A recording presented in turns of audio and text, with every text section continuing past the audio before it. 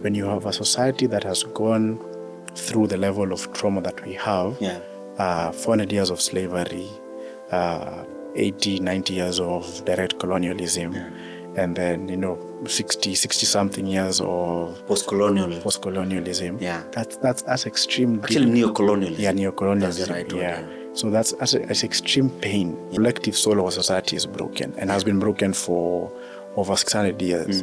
So the question is that how do we heal it? But then the second question is that how then do we organize society better? It was Grace Musila who said once that in cultures or in ecosystem states, etc., where the channels of formal news but also critical debate are stifled or are broken or are non-existence, what replaces them is gossip. So there was angst in central Kenya, particularly within the central political class, for if young men are not getting married and siring children because of the effects of alcohol, what does that mean to the vote?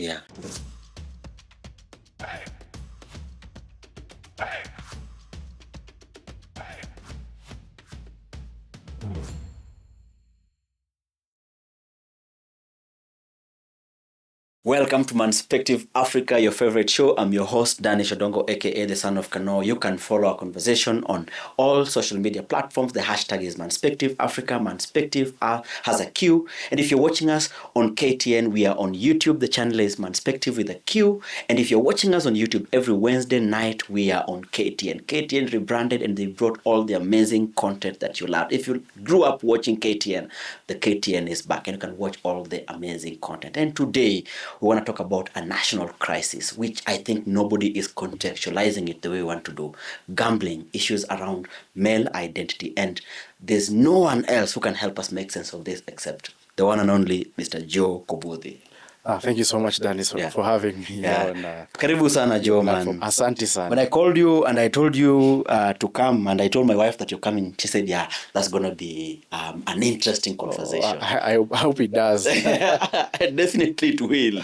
There's no way I can have a conversation with you that doesn't make sense. I don't think it's possible. Wonderful. So maybe our audience, some have read about your work, some know you, but some don't know you. Maybe perhaps you can tell us what you do and just, who's Joe Kobuthi? Man, I'm many things. Many things. Sojourner. Okay. I think I prefer to define myself as a sojourner, moving through this life, trying to make sense of it as an African, as a man, as a as a child of God, kind of thing. I think those are the three monikers that I hold dear to me. Everything else is just an addendum to my identity. Okay. So, I mean, that sounds very philosophical, but really, for our audience who might not understand even what it means, I mean, what the word addendum means, So what do you do? What pays your bill in this city of Nairobi where you're not able to live without paying a bill? That is true. So I'm a curator at an online media platform called The Elephant. Okay. The Elephant mainly deals with trying to rethink the African condition, but also, more importantly, to tell the African story. Okay. So it's largely as a media platform. We do a lot of analysis, opinion investigations, trying to locate the African, particularly in this time of drastic global change, and to see how that conversation happens within the national, county, regional, and African and global context. All right, that sounds very interesting, Joe. But I don't think that you started off being a curator. You've had a very interesting journey, absolutely, which I'm privy to. But our audience, how did it begin? So, I mean, like any other Kenyan, the journey starts with you going off to university. Yeah. Before then, you're under the tutelage of your parents, isn't it? Yeah. So, I mean, I found myself at the University of Nairobi, 2007, studying political science, philosophy, and economics. So I found myself there, so, trying to figure out the thing.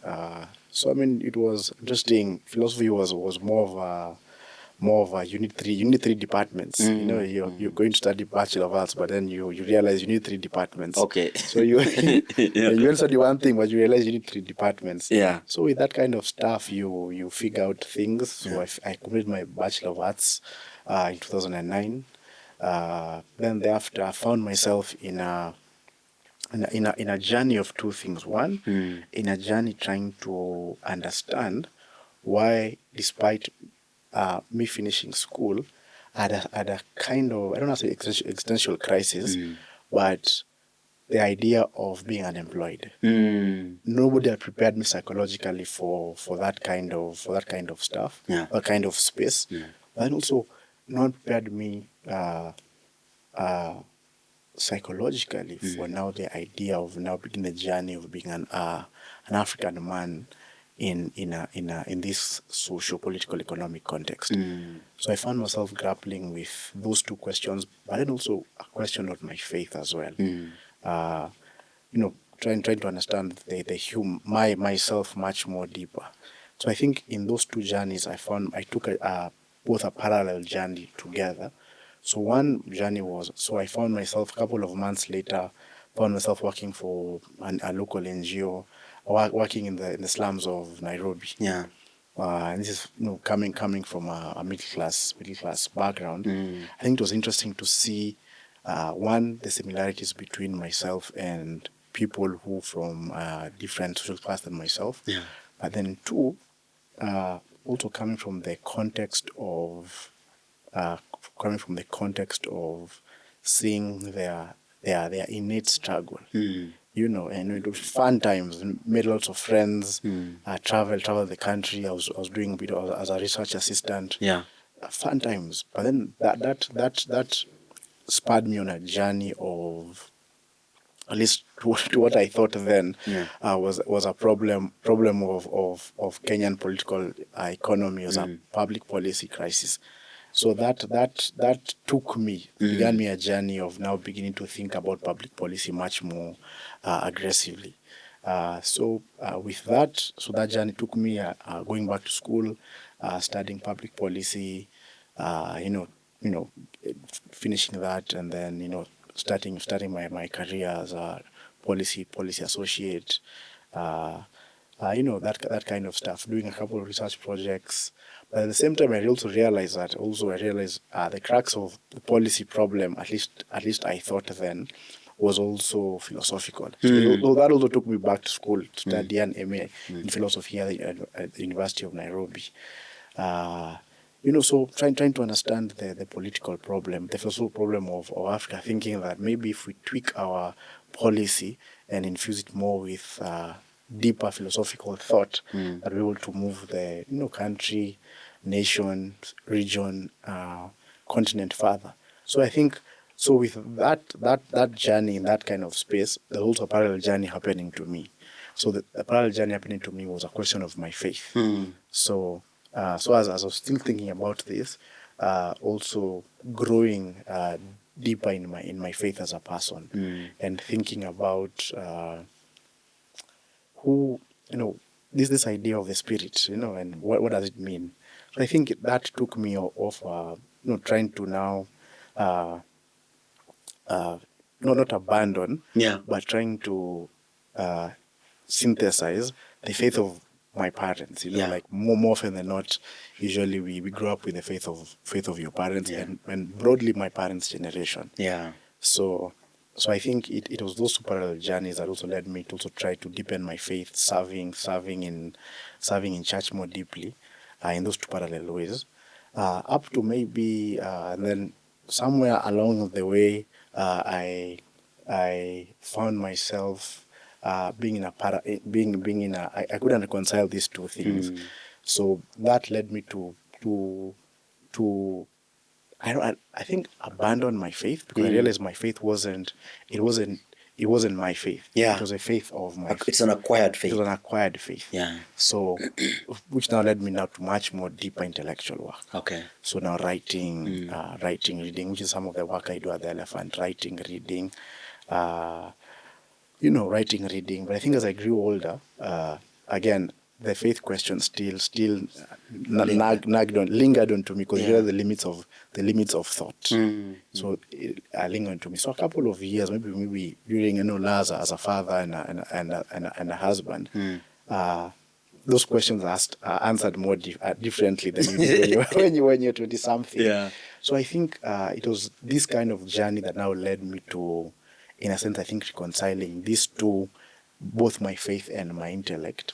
One, of course, by serving in church, but then two, also by listening keenly to both sides, realizing now it was really a journey of meshing the two, which now led me took me into a journey to do theology, to reconcile both my faith and my faith spirituality, but also my intellectual pursuits. Okay. So I think that's the current journey I'm in, whereby I'm holding in tension both my faith and both my faith, but even writing about it in my just recently published short essay, long, fast, it's a book, but it's really an essay on trying to how I came to mesh these two ideas. One, to reconcile my African faith. So it was a journey for me which was still influenced by my intellectual journey, of realizing that my acquired faith wasn't the faith of the Bible or the biblical faith. So it was really, in a sense, letting go of a very acquired Western kind of ideal of faith, where the faith is pegged on this kind of prosperity, where if you're a good human being, and you do what the state desires, then this makes you a Christian. So it's that interlinkage, prosperity, that that says that where our faith is anchored on Western modernity, and in our current case, both moral, kind of Victorian ethic, but also just being the do-gooder, and saying if you're do-gooder, there's prosperity and development coming your way, but also reconciling, but also divorcing it from really the faith of the state, which is at least in my view, was a faith that was handed over to me by a past generation. It was a faith. And it has a historical context. The missionary church, for instance, in colonial Kenya, the people who converted were given access to education, were given access to healthcare, given access to opportunities. So that internal logic, I think, was what I was trying to let go of, and connecting my faith to early African Christianity, understanding that Christianity was in Africa way before the colonialism, way before 1885. Exactly. And locating my journey, from not just from Apostle Mark, who the book of Mark was written by an African, locating my journey at that starting point, and seeing the early church fathers, desert fathers, and some of the conversations around monasticism and all that. All of that comes from. It was what Thomas Orden, in his book How Africa Shaped the Christian Mind, how it influenced the rest. So I think for me, it's going back to that early origins, and reconciling that with my intellectual tradition.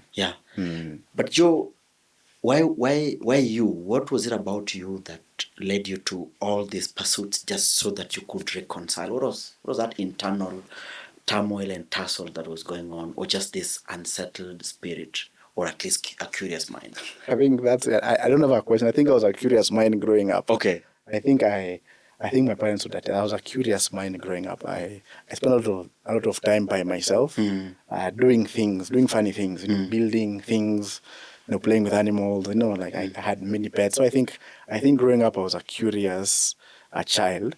So I can't say, don't say why me. It almost sounds like it's almost a curse of the gods, so to speak, like I'm carrying a burden. I think you do. I'm carrying a burden. So I think all intellectuals carry a burden, because the things and the reality you see, absolutely, reconciling those things is not very easy. It's a massive cognitive dissonance that afflicts many intellectuals, and I don't think they're ever truly happy, because to understand the state of the world as it is, and to see the facade that people are approaching this world with, and you're seeing how it's hurting them, or how it's hurting the people you love, and then also realizing just how sometimes incapable you are of changing this thing, because it's such a web of really intricate interests that are aligning to form the state. Right. I don't know. So that's why I was saying that.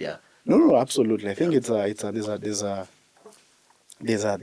space that there's a loneliness to it. So there's a loneliness to the gift. Yeah, I think there's a loneliness to the gift. So I think it's really, at least to my mind, my faith really holds, my faith tradition holds my gift. That's what I've come to learn. In the kind of space that you've seen, particularly in the prophetic tradition. If you see the likes of Jeremiah, Isaiah, Moses. So in the prophetic tradition, there's a space where the gift also comes with a kind of loneliness. Yes.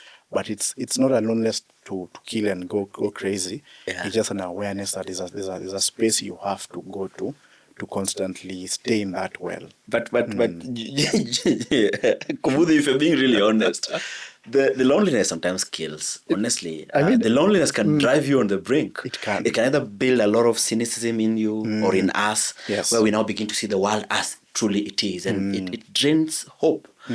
So I think the careful balance is where you see the world as it is, but also knowing that now these three things remain: faith, hope, and love. Them all is love, Right. So then knowing that hope sustains love and sustains faith, and so hope is extremely important to know that the gift is to help the world become a better place, and it's not to just criticize and let it be. Because sometimes we are also, people who are intellectuals are often told that kazi yenyu tu ni criticize. Mbona amfanyi, instead of saying how it should be done, why don't you do it? I remember President Ruto one day asked a journalist asked him a question, and they said, "We ile siku utakuwa rais utafanya hiyo." No, I agree.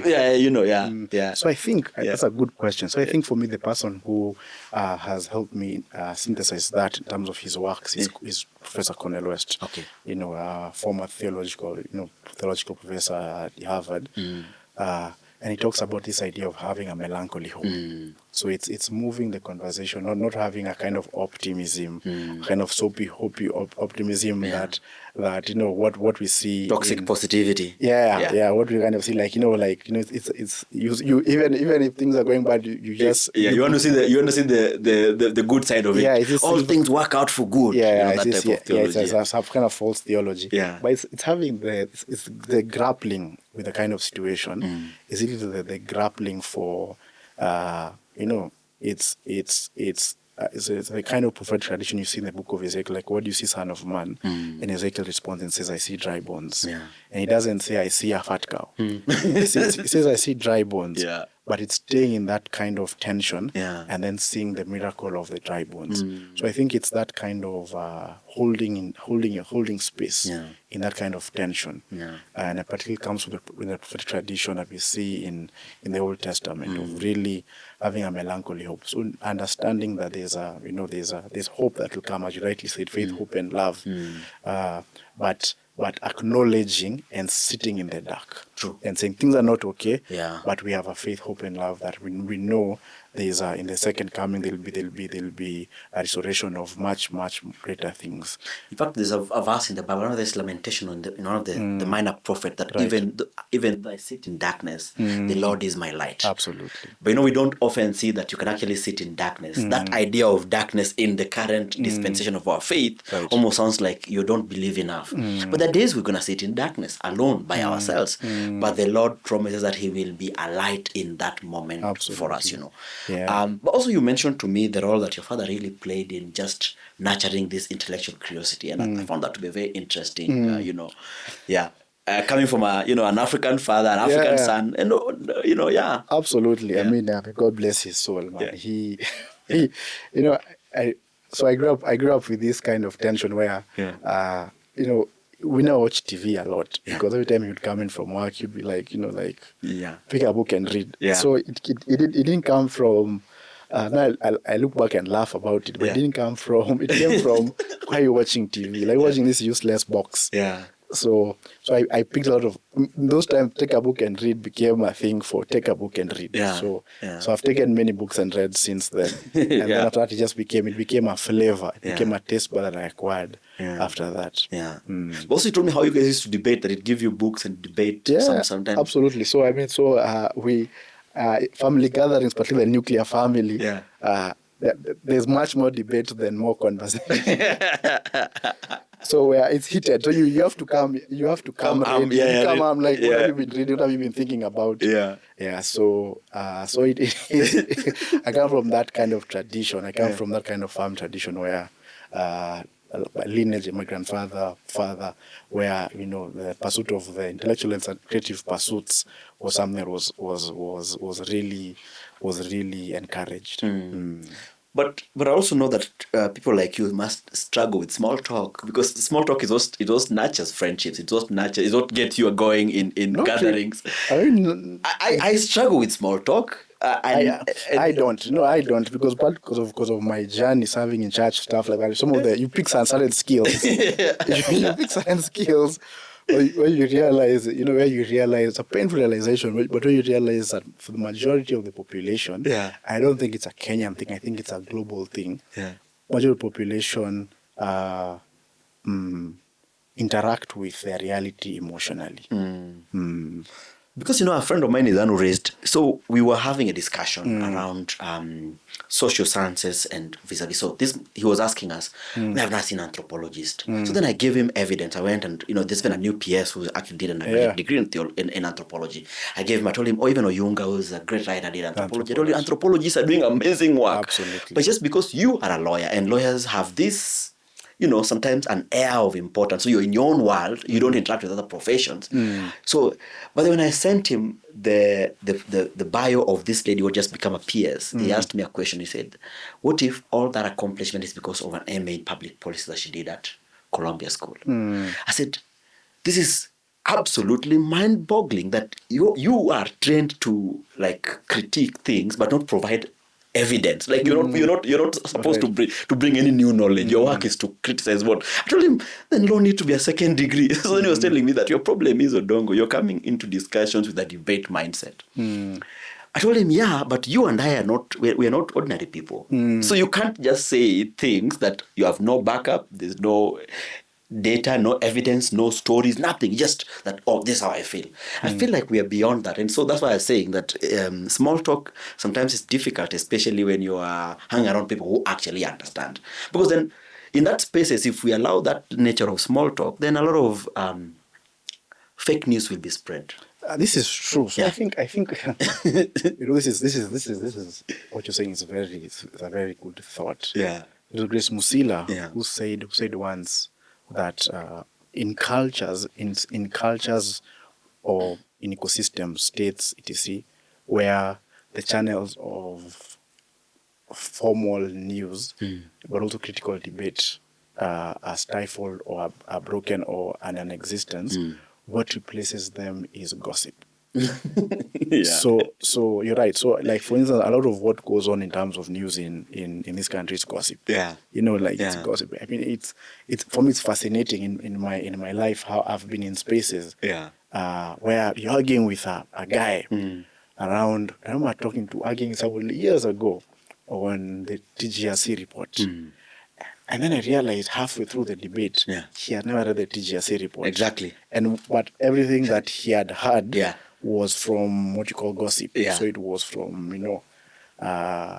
the, at home, radio, church, work. So all of that. So our crisis is not just in Kenya, but I think in many places around the world, is because our public spheres have been fundamentally removed of any intellectual kind of rigor.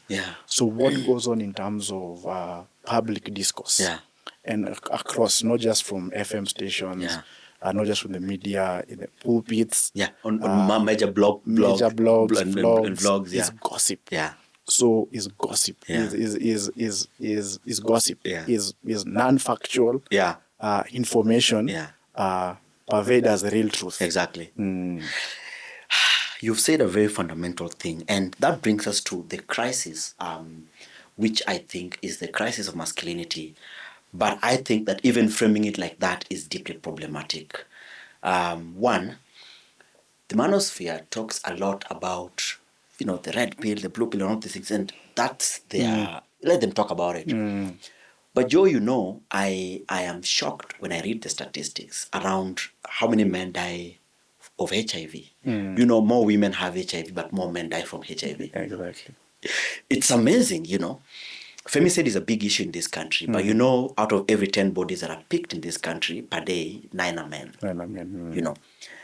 And also, I asked these people, so people who watch this show might wonder, Odongo, why are you using the same statistics? Because there's something I'm trying to do. I want people to begin to interrogate what is presented to them as facts. I asked people, do you know that 80% of deaths on our roads, especially in Nairobi, are men? And they're men between the ages of 20 and 44. So when we only center semen retention, when we center taking a cold shower, when we center personal, individual-based solution to structural issues, then the conversations that we have on mainstream media around men are the conversations that, in my opinion, are flawed, one-sided, or half-truths. What do you think about that?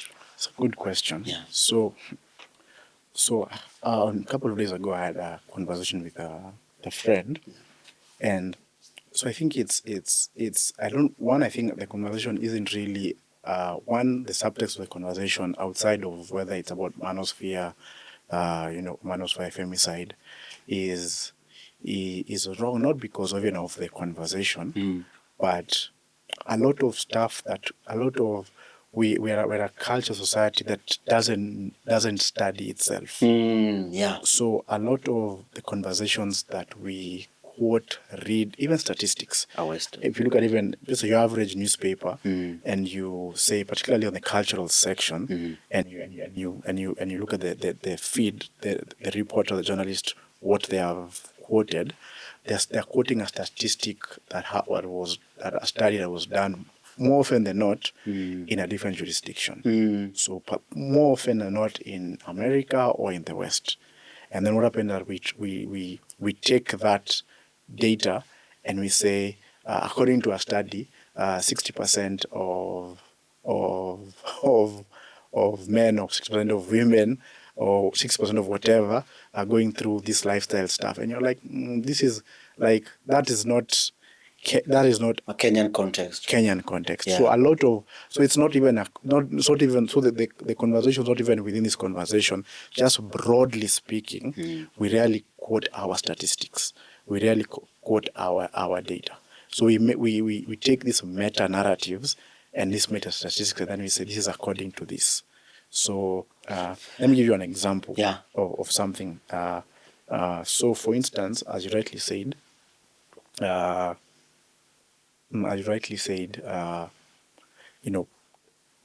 traffic.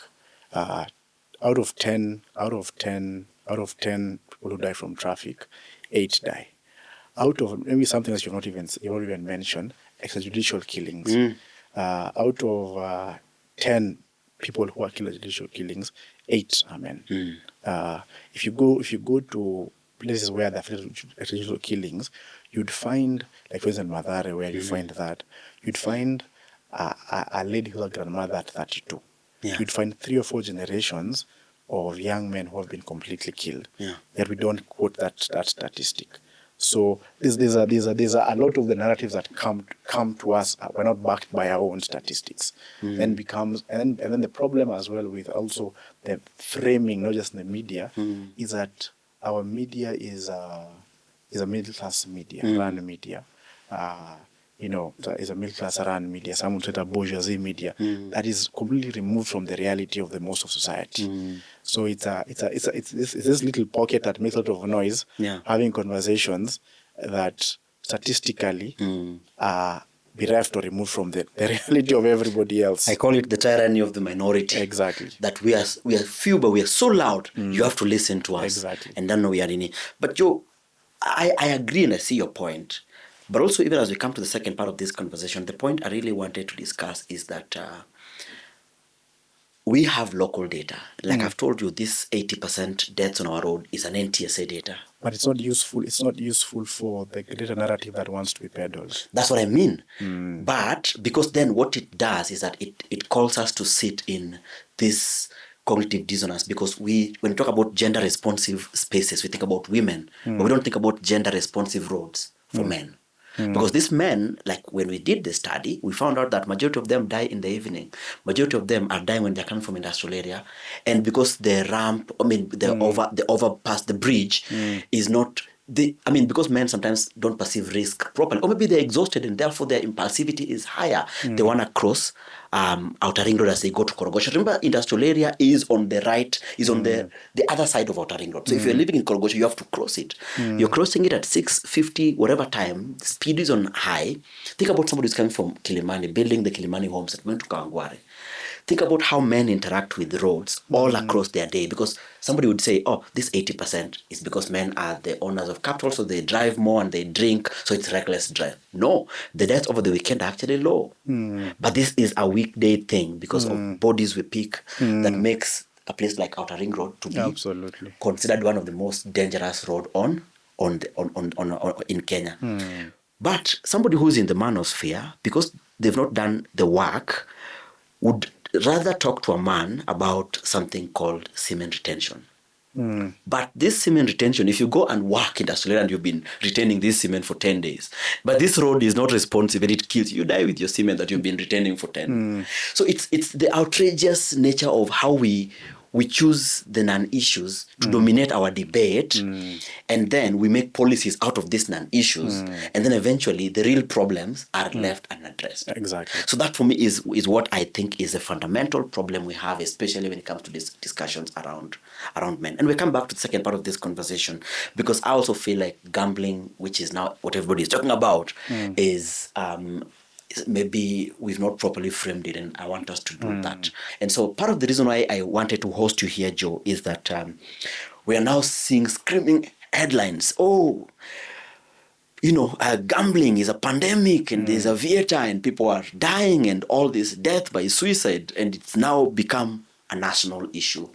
Help us make sense of the gambling conversation and your preliminary thoughts before we delve deeper. So I think it's important to look at the statistics, right? Yeah. And government statistics. So 2024 last year, government, there is fin service, health, household economic status, produced by CBK and our Kenya National Bureau of Statistics. So look at the statistics. Kenyans who gamble are only 11%. So only 11% of Kenyans gamble. Yeah. These government statistics, right? Of course, again, if you look deeper into the statistics, 16% men, actually 18% men, and then lower, something like 8-9% women. So by and large, it's men who gamble. It's men who are gambling. Yeah. But it's 11% of the overall population. Of the overall population. Yeah. So I think for sure there's something. Whether to call it a pandemic, I'm not sure about media framing, because media, Kenyan media is very sensational in its reporting and its narratives. So definitely there's an issue. I think there's a much more fundamental issue that is being said. Particularly, I don't think the concern, of course, is gambling and what gambling is doing, but more fundamentally towards the greater conversation is not really the gambling that's making the thing a pandemic. So, for instance, if you look at again NACADA report 2022. Talked about, gave statistics around which region drinks most alcohol. For a long time, we even call them Mutudho laws. For a long time, when you say alcohol in Kenya, the focus is always on central Kenya. Yes. But look at the NACADA report. It's Western Kenya. Western Kenya, the ones 17% actually. They 17%. Drink most. Yeah. And then Nairobi. Yeah. And then Rift Valley. Yeah. And then Central. Yeah. So what you have in Central Province is maybe it's high prevalent of what they call potable spirits. So that's the thing that people drink. So the policy has to be around potable spirits. Yeah. But the real conversation around drinking in Central Kenya was really about because of the drinking, the fertility rates were going low. So there was a angst in Central Kenya, particularly within the central political class, for if young men are not getting married and siring children because of the effects of alcohol, what does that mean to the vote? Yeah. So what we feel is the angst. Yeah. So similarly, even towards gambling, is there a problem? For sure, there's a problem. But what we're seeing, what we're seeing is the angst of productivity. Is the angst of productivity. The angst of productivity. So what we're seeing is that owners of things. As Mutengun would call them, owners of capital, if we're quoting maybe more scholarly, there's an angst there because now people are not working. People are not working. People are spending a lot of the time doing other gambling and doing other things. So the angst is more on productivity than it is about this thing called gambling. Because we also just see men as producers. So like you need to be working in a farm, working in an industry. So if more men are addicted to gambling, and of course gambling I know definitely affects the reward system, and so you heavy lifting work is not something they want to do. But this country is really built on the back of young men. And look at the statistics. Yeah. The statistics, it's men between 18 to 35 are the bulk of the ones who are gambling. Yeah. So what does that? The concern becomes a concern of productivity, because now instead of putting a hard day's labor, guys, you're trying you're using luck to get by, using luck to get by. So in a sense, there's a tension there, because a crisis of our political economy is not merit based. So it funnels very few people through the system to get to a place where people are able to build their expertise. Yeah. So what happens is that it's almost it's a quiet revolt, if you were to ask me. It's the same crisis of men drinking in Central Kenya. Yeah. The gambling at the real core, it's a quiet revolt of men going the other way. Does it have effects, painful effects? Yes, it has. But it's a quiet revolt. It's a kind of saying we don't want this system, but this is how we're going to respond to it. So so I think that's the more meta narrative happening that creates angst. Yeah. Creates angst for we're going to now gamble our not our future. Also, because the political economy is already a political economy of luck. Yeah. Gambling is just justifying this. It's a luck thing. Let me try my luck in gambling. Yeah. So I think that's a more potent conversation that's happening. Yeah. Both at the policy level, but also at the social cultural level. Yeah. But like truly, how can we build a more democratic economy? So we don't want to stand with this tension, with this philosophical tension. So it's yeah. easier to just throw policy and say, okay, we're going to slap the gambling industry 65% for taxes. But these young men have decided. We have seen the contradictions of the current political economy, where from class 8 we have maybe 1 million students finishing. About 800,000, yes. Yeah, finishing thing. Yeah. But how many go to high school? There's this 100% transition rate, which is fine. Yeah. But if you look at the numbers of those sitting for KCPE and look at what they get. Yeah, exactly. And then look at the majority who then move to KCSE and then see what they get. Exactly. Almost an 80-85% failure rate. First couple of years were actually 50%. Yeah. So basically you have an economy on luck. It's a gambling economy. It's a gambling economy, yeah. So the fact that now people are going to actually gamble creates this kind of tension for it's you want your population to constantly have this sense of I can if I just work hard enough, one day I'm going to break the bank and I'm going to be there. Yeah. But when you have now, in a sense, men going their own way in gambling, it creates a crisis in the system because it's a rejection of the values of the system. Yeah, which is true, and I hope that by saying that we are not minimizing the impact of gambling addiction. So we understand that gambling addiction is deeply damaging. I have a friend of mine who has told me horrific stories about the husband who gambles even their rent and all these things. And it has like a proper household problem.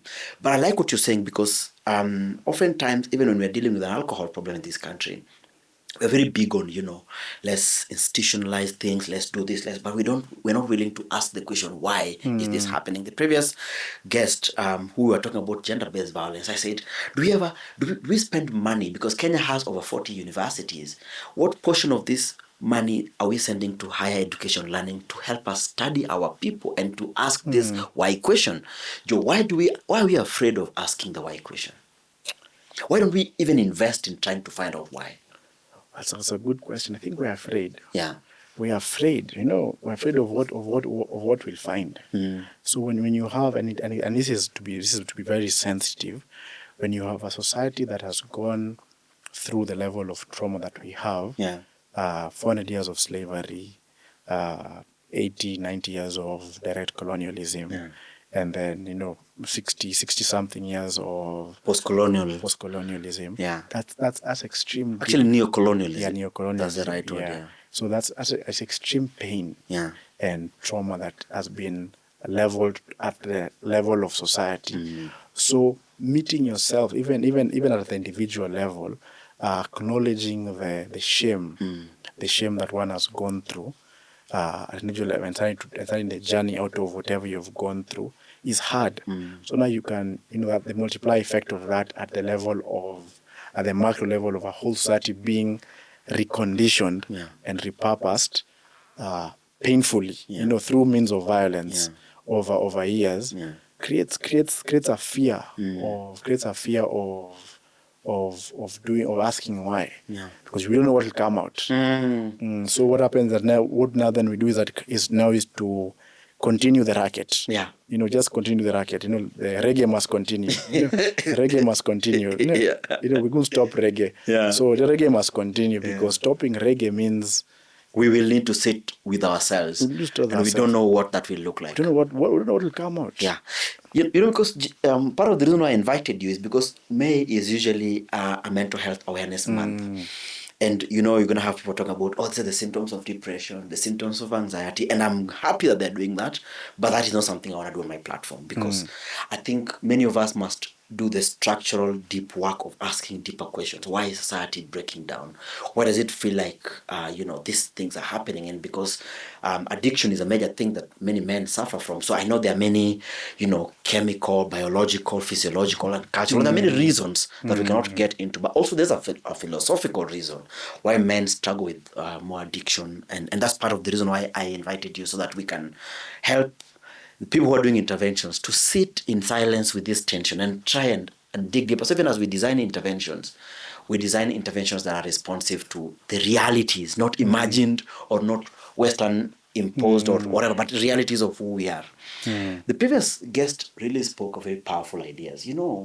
She talked about the feminization of healthcare.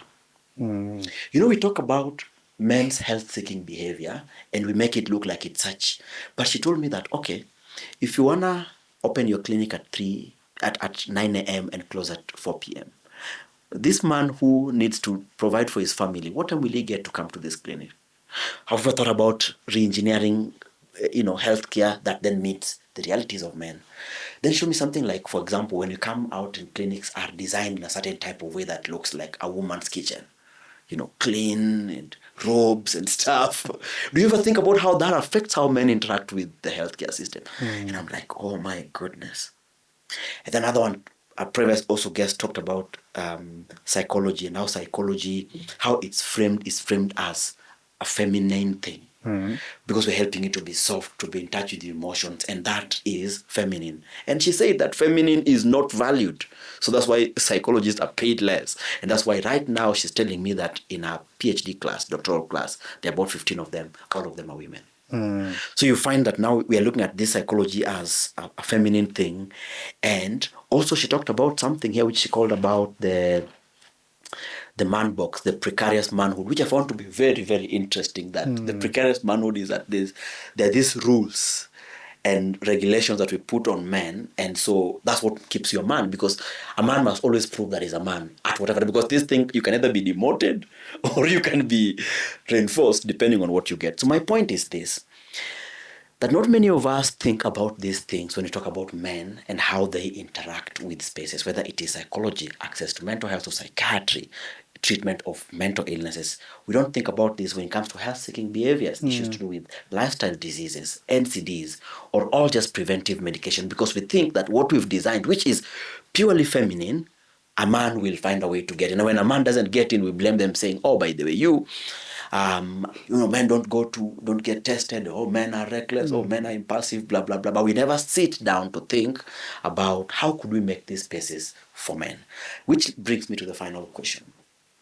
What do you think is the role of just the donor way of doing things? Because I think if we were to really be honest, part of the reason why it's easy to target women because they respond very easily, and when they respond, sometimes donors are very happy with responses like that. Like, 1,000 women responded, but if you were to use the same resources you don't get 1,000 men, you probably get like 100 men. It's a lot of work, but so I don't know what I'm saying, but I don't know. You get my thought? Yeah, I don't know whether you get my question. I don't know whether you have any reaction to what I was saying. Yeah.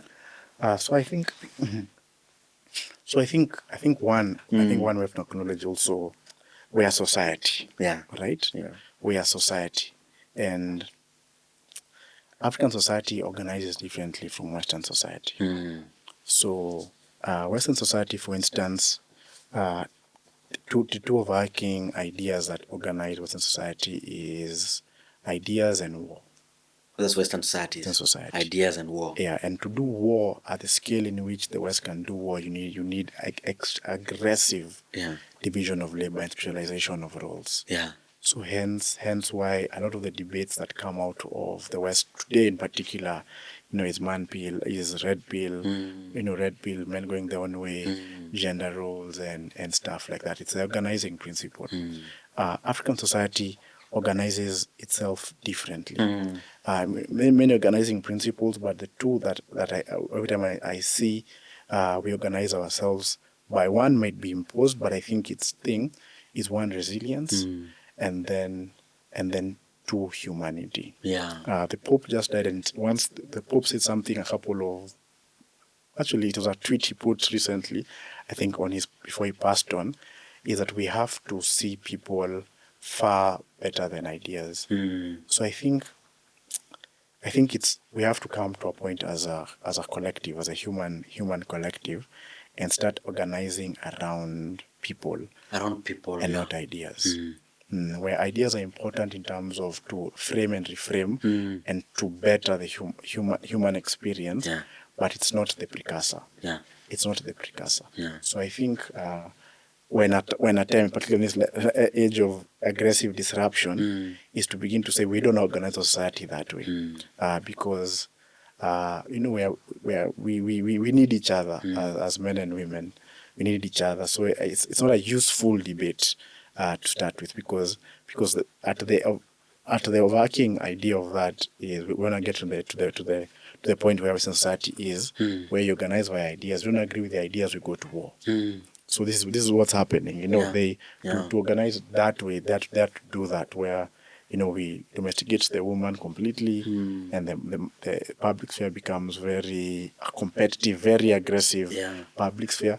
But that's not how we organize society here in Africa. So I think that there's space for conversations and debate, even when it goes to donor programming, not just even around what you've mentioned, around psychology and all that stuff, but even governance, which is a space I'm in, to how do we organize humanity better. So I think that's the more fundamental question that we see the symptoms of this disorganizing of how we organize our humanity.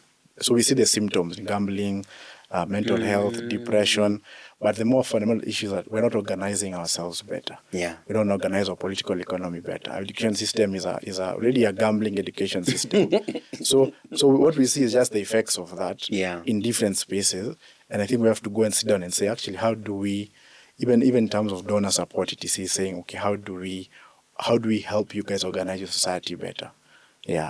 You said a very profound thing, Joe. We have a gambling mentality nation, where you have leaders who cannot tell you how they arrived where they are, but they tell you ni God manze. So ni God manze can actually be that gambling thing. Everyone is waiting for the next deal. You go anywhere to a bar, you go to sit down with friends. Every other guy is waiting for the next deal.